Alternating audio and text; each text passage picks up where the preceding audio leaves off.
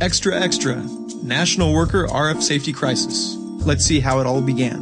The affordable, transportable cellular telephone. Hello? Since the mid-1980s, the wireless industry has come a long way. From making a simple phone call using a clunky bag phone, to simply touching a screen on a palm-sized smartphone. Wireless devices have changed the way we work and live. They are a critical growth engine to our global economy, one that should be protected by all means.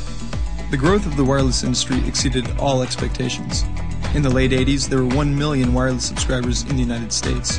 Now there are more than 280 million. To keep pace with rising subscriber numbers, the industry expanded their wireless networks. In 1996, there were less than 25,000 antenna systems across the U.S. Today, there are more than 600,000, and this number is expected to double. All of these antennas come with a public health and safety hazard, RF radiation. That's why the FCC adopted the ANSI-IEEE human exposure limits in 1997 to protect us from RF radiation overexposure. Science and legal precedents establish a causal link between RF exposure and cognitive injuries, which include reduced brain function, light sensitivity, headaches, dizziness, nausea, memory loss, poor judgment, insomnia, and mood disorders, including depression. Current methods used to protect workers from being overexposed to RF radiation from antennas are obsolete. In the past, the limited number of antennas were isolated and fenced off.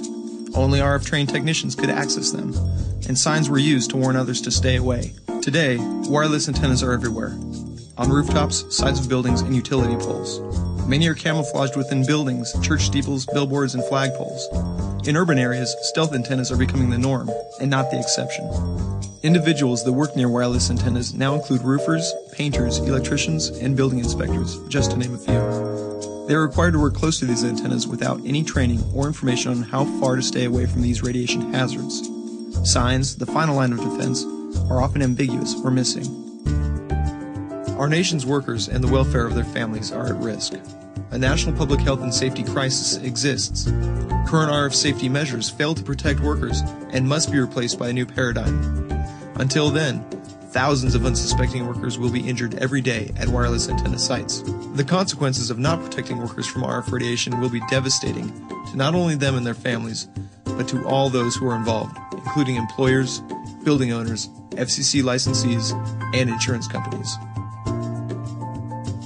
However, there is a solution. For more information, go to rfcheck.com.